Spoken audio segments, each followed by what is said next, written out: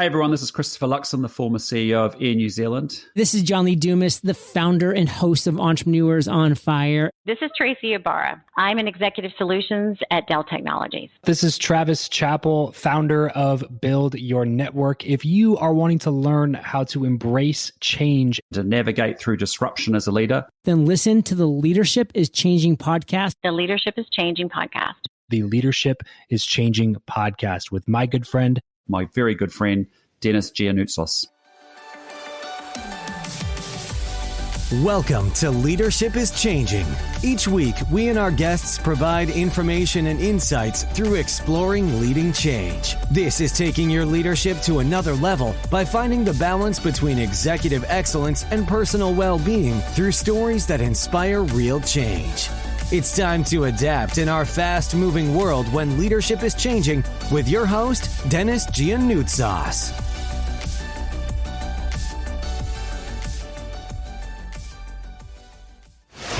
I've been in the tech industry for about 20 years and started out a long time ago at a company called Compaq. You may have heard it. And then it morphed over the years, turning into HP and ultimately HP. So I was with them for quite a while. But, earlier in my career, kind of growing up in that space, I spent a lot of time in learning and development and loved it. Everything from doing content creation to client engagement and ultimately leading the Center of Expertise for L&D. But, just was really blessed to work across almost all of the businesses and functions within HPE supporting L&D. And then as I was kind of coming, toward the latter part of my career there, I said, this focus on talent as a whole is so important. So I moved in to head up performance for the company in my last role. And then prior to that, lots of time in the financial industry and banking and venture capital and accounting firms. And then last, but certainly not least, happily married for 27 years. I have two wonderful kids. One is special needs. So I know all about balancing work and life that you were talking about, and just enjoying life here in Texas. So thanks for asking. Awesome. And so, of course, lockdown with the pandemic happening, how's life changed for you, and especially with you and the leaders that you get to support where you are? Honestly, I'm pretty lucky. Dell has had a philosophy where so many of us work from home. And so that didn't change. I just kept working from home. I'm not traveling as much, which is cool. But, we're so technology oriented that we've been using that technology to connect. But, not getting out of the house, that's a different story, but we're all good and healthy, and you just got to work through these things, but everything's good. Yeah. Awesome. Hey, Tracie, if I was to ask you a question, which is, who is your favorite leader? And that person could be alive or it could be from history. So who is your favorite leader and why? Wow. I kind of struggle with those favorite questions because there's a little bit of something that I really appreciate or admire in so many people. And so just to kind of go, it's this person, it's challenging to me, but I'll try to be good to you, Dennis, and give you something here. I think as I'm looking at that circle of people that I admire, and it is a circle, and I'm pulling from that circle accordingly, I think I look at a leader, and to admire them, I have to trust them. That's probably the first and foremost important thing to me. There's nothing to me more rewarding than trusting relationships. And then as I've become more experienced, I'm really turned off by ego. I'll be honest with you. I love a confident leader, but I want high confidence and low ego because I think this creates a better partnering environment for me as an employee under another leader. And I need to be happy in my work. So that's incredibly important. I also tend to admire leaders who are not afraid, open to try new things and grow and willing to change their mind. And then I think, probably last, and I'm sure there are other things, but a passion for people, not, surely at work, but honestly in the world. I want to see the leader who is more than just a title or a job. And I've become much more interested in looking at companies and their leaders just to get a sense of how do they give back to others. So that kind of gives you a feeling. But if I had to kind of give you names, because you asked, I would say Michael Dell, and I'm not kidding because I work there. It was a conscious decision to come to Dell based on all this. I'm at a point in my career where, I can be a little bit picky. And I think more and more people are being picky. I don't think you have to be where you are in your career. I think more and more people feel like they have the right to be picky. And I wanted a culture of an organization and people that I felt had value systems and that mattered to me. And this company did it for me. They walk the talk in their culture code and their leadership principles and their people philosophy. And so the environment here is awesome. So I really do appreciate what Michael has done for the company, but others just outside, Richard Branson, I think he's cool, entrepreneurial, very philanthropic. He's a little bit quirky, but I like that. Oprah, because she digs in on tough subjects, but she seems well balanced. Brene Brown, because she's positive and real. Jeff Bezos, because I think he's interesting. He's just interesting. And I happen to get a lot of Amazon products here. And then Maya Angelou, to me, she's wise. She's very wise.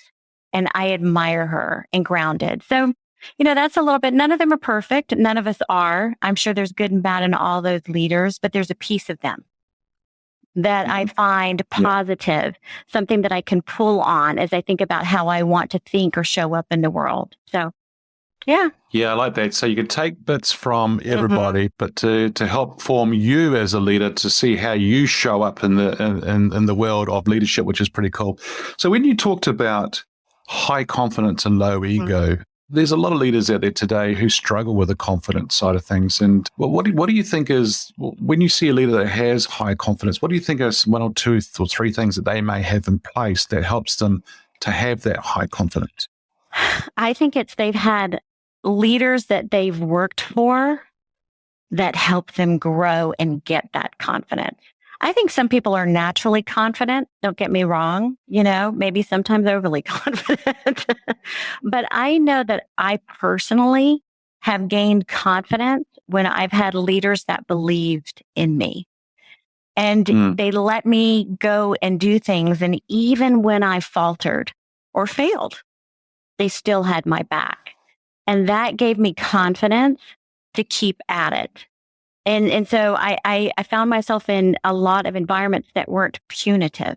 Now, I have had punitive environments, and that is where my confidence dropped. Yeah, great. So when you have a leader behind you, in the sense of they're there to support you, whatever happens, right, with the good times and sort of the hard times, they're there to support you, and they helps ingrain sort of confidence and helps you, and then allows you to go to the next level as well, which is really, really, really important. And not sure I don't know. Do you see much of that happening nowadays? Is there a gap? In other words, we need more leaders to do that? In my world, I'm seeing more of it. Now, I will tell you, in my earlier years, and I don't think this is a reflection on my career. I think it was more of a style of how people were expected to behave at work, or how leadership styles have evolved over time. I think it was different. I experienced much more of the boss mentality than a leader mentality. And, but what I see at all levels, are people more focused on supporting and enabling and inspiring. And and so I'm really digging that, honestly. I'm proud to see that in our company, but I see it with other leaders outside of the company too. And that makes me happy. Thank you, Dennis. Background's such an interesting question once you get old, right? So it's like how much or how little. I was orphaned at 15. I spent the last 2 years of school with my best friend and his family, and then I didn't have the opportunity to go to university. I had to go out and get a job.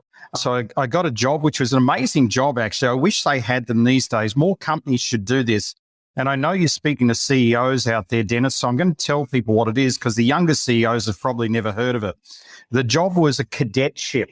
And literally what it was it's like an apprenticeship in an organization. So you sign up for 2 years, and basically my first 3 months, strangely enough, I worked in an auto parts company, which was strange because I know nothing about cars.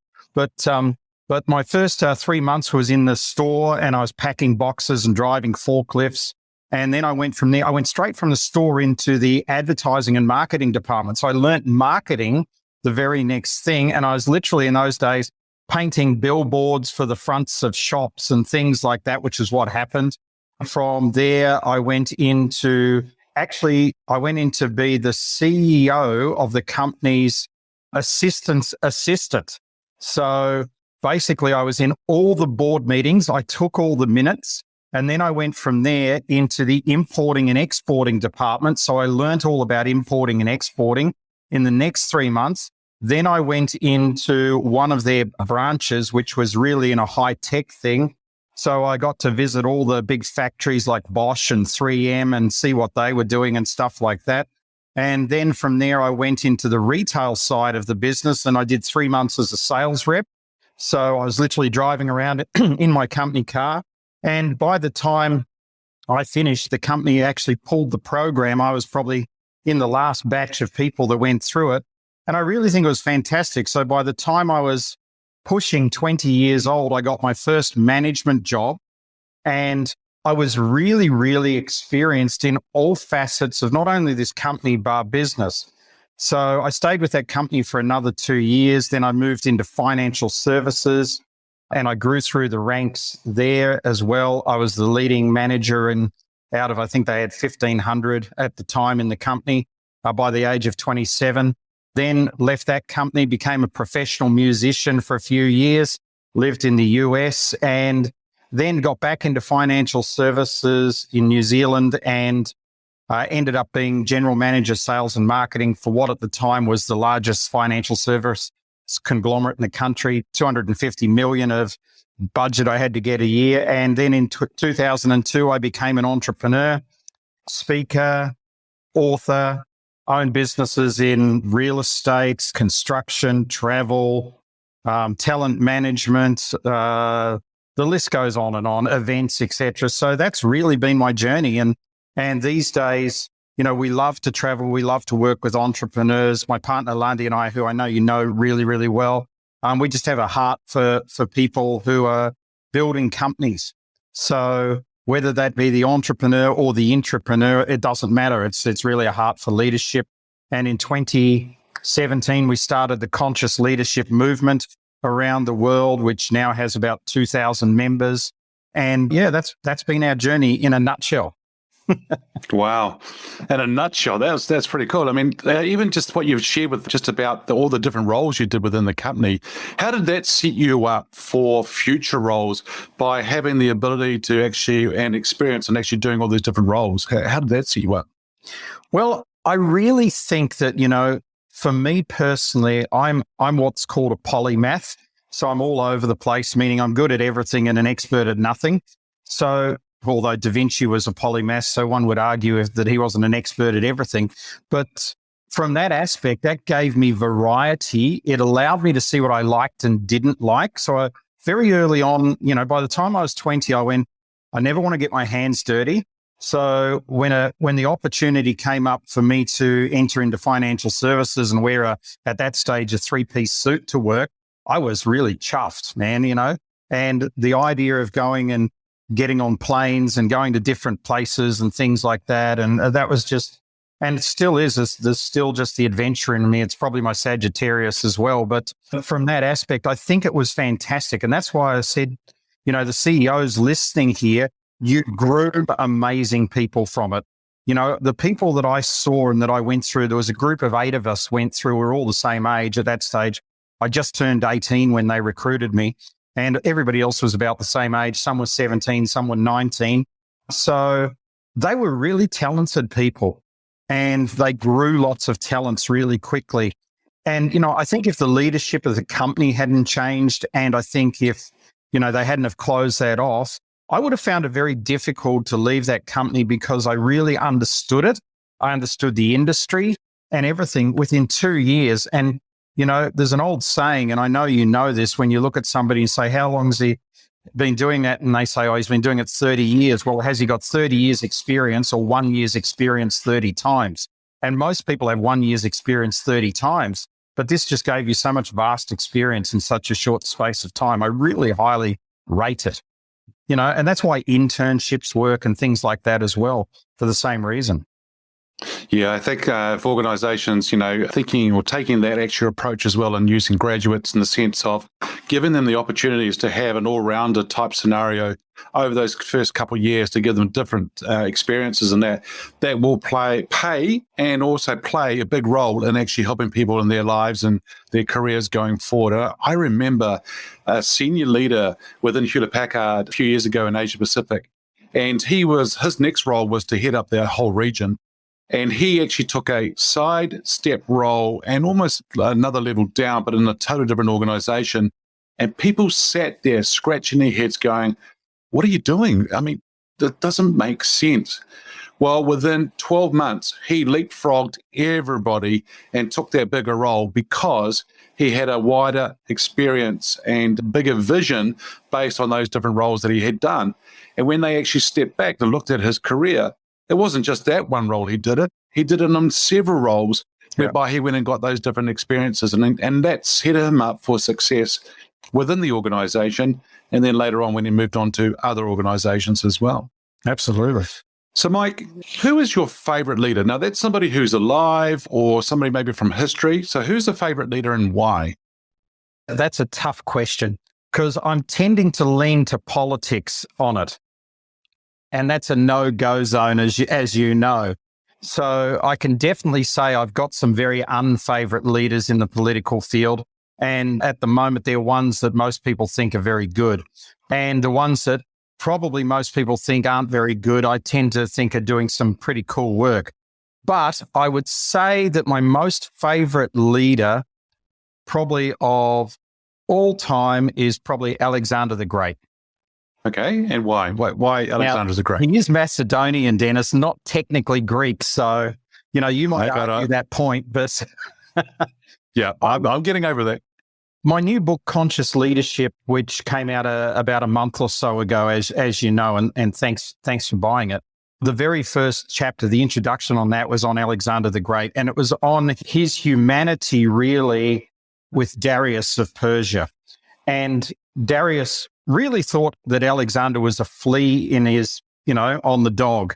And he really thought that he was going to be able to get rid of him. And the first time that they fought, Alexander brought about 20,000 people. Darius had 100,000. And Alexander just turned his whole army to toast, and Darius ended up running away. And the humorous thing was that he ran away. Darius left all his gold, which he was dragging around with him, all his wives and his children, which he was dragging around with him. So Alexander got his family and got everything. But instead of killing all those people, which you see in, like Game of Thrones and, the Tudors and everything like that to get rid of them, Alexander basically said to the wife, and he got Darius's mother, you are a queen and you are the king's mother. So that hasn't changed. So you will now just be a queen in my realm. And so he treated them all like royalty. He, in fact, treated them better than Darius had treated them. And he treated any of the army that wanted to come and work for him in the same way, treated them reverently. And so when he fought Darius the second time on the plain of Arabella, which is now in Syria, just near the border of Turkey and Iraq, this time Darius brought out a whole lot more people.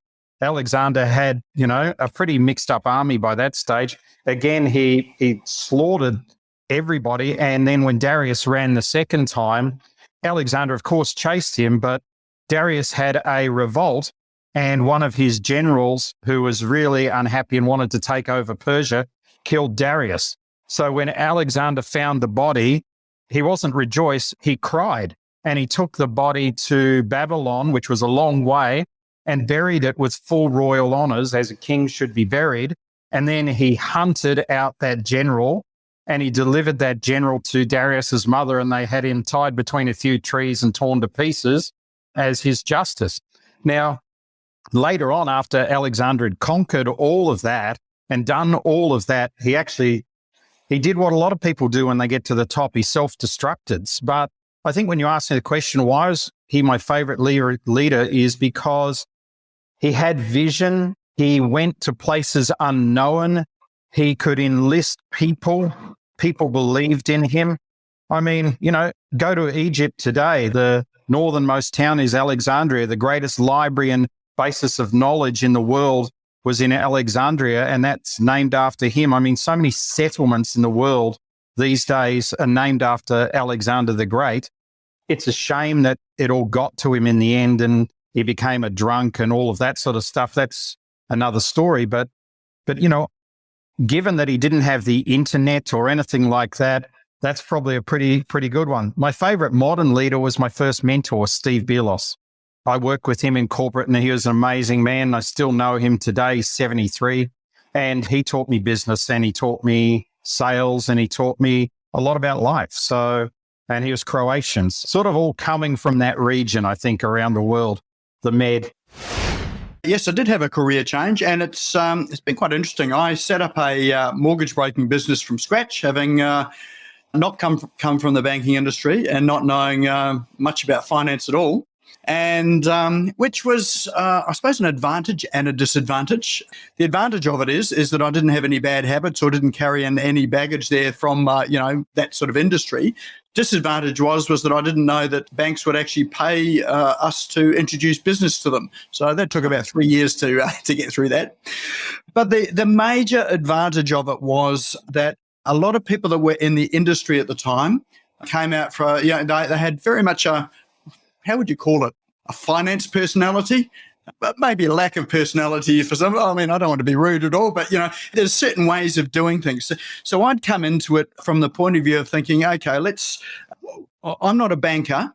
I'm not a finance person, but I'm really interested in marketing. And I'm interested in this thing called the internet. So really, it was back in 2001 it was. I set up the business in 98, but 2001 was when I built a website. And that was when I really got interested in the digital technology.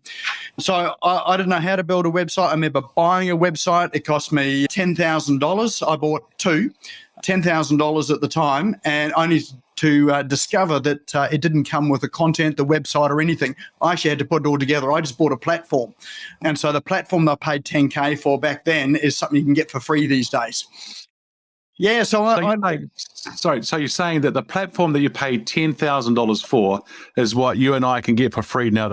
Absolutely. Yep. So that's how much things have changed in that space of time. So it's like, that's 20 years ago. Wow. But I'd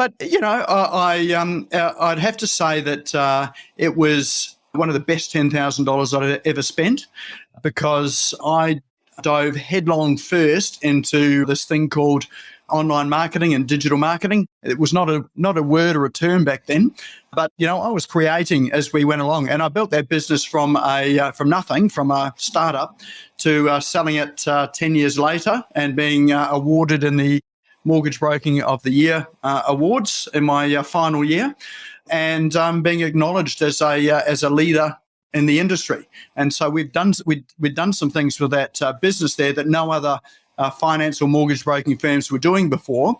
And essentially what it was bringing ideas and ways of doing things from another industry into the finance industry, and it worked.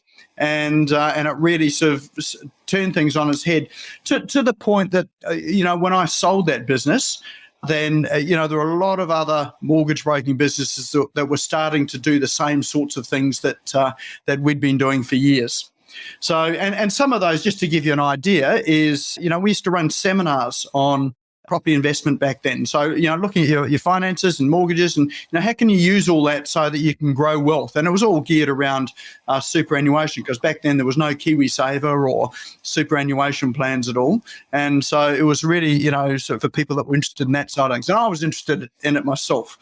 And so those were that. And a lot of the online stuff, emails, for instance, we were one of the very first mortgage broking firms in New Zealand at the time to email in loan applications. So before that, they had to be faxed in. And I still remember that to this day. It was I emailed it into National Bank. That was the very first time we tried it. Got a call back in about 15 minutes and said, we don't accept email applications. We only accept them by fax. And I remember saying, so what's the difference between an email and a fax? If you print out the email, it's the same sort of paper that comes out of the fax machine. He said, no, we don't accept it. I said, well, that's okay. I'm just going to fax it. So I email it off to Westpac. Well, hang on a sec. Hang on. Let's just have a look at this. So So they ended up accepting it. And from then on in, we were emailing applications in. And not long after that, then it started to become the norm. And that was just before the mortgage aggregators came into New Zealand and started to, band together a lot of mortgage brokers. So I suppose, back in those days, I was interested in doing new things, trying new things. And I was quite happy to put my head out there and, on the chopping block and be sort of a leader of the pack, if that's what you call it. Nice.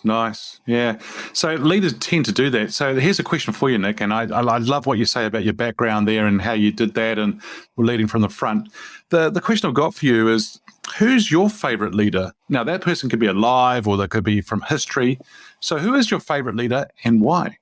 Well, I had to think about that, but I would have to say that my favorite leader to this day still is Robin Williams.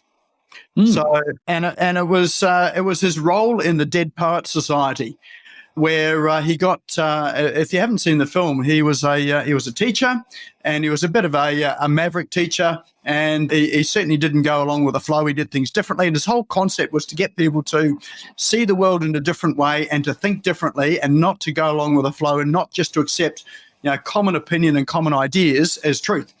And I remember there was a scene in that movie where he got the kids, first of all, to rip out the preface of the book there, which had the comments from a prestigious person who was talking about how good the book was, but it really had all their opinions on how to read it. So he says, rip that out, don't even read it, just rip it out, throw it away.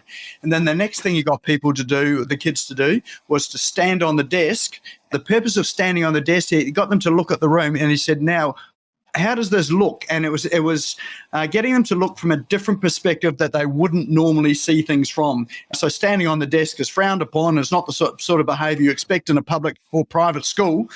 But you got them to do it to break the rules. And when you break the rules, you realise that the rules are not actually there for any other purpose but to be a rule, and then to break them has got no devastating consequences, but it has got a real upside, and you get to see things that other people don't see. So yes, Robin Williams, I think, is my favourite leader. I mean, he obviously went on and did Good Morning Vietnam as well too, which was another movie about Vietnam, and the message in there was good too. So I mean, it's a fictional character that he was playing, but the way he put his energy into it, I think, was just fantastic.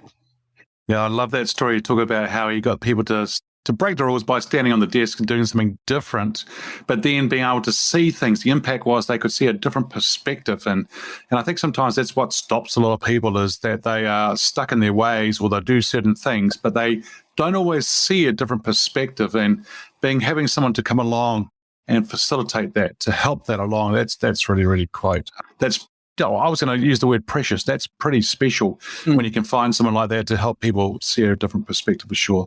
Well, I think also that, the way things are doesn't necessarily mean that's the best way things should be. And it really takes people with some courage, conviction, or someone to lead the way to, get people to see things from a different perspective. And I see it all the time on social media. Like, I spend my life on social media because, I'm in digital marketing. So, always on Facebook, LinkedIn, Instagram. But you see a lot of the time people are either for things or they're against things. And then when you ask for reasoned comment or reason why they have that position, not many can really articulate it. So the only reason why they're for something or against something is that's what they believe. And when, where does that belief come from? Well, it's come from somewhere, but it's not something that's been formed, in their own brains or from their own experience. It's just something they've inherited. So I think that today, more than ever, we need more people to actually question the status quo, question, are these beliefs that we've got, are they valid? Is there any real substance to it? And then maybe there is, and that's okay. But at least I think the whole point of questioning things is the most critical thing that people could do today. Thank you for listening to this episode of Leadership is Changing with your host, Dennis Giannoutsas. Each week, we and our guests provide information and insights through exploring leading change, inspiring executives and leaders to adapt and lead a bigger game in a fast-moving world.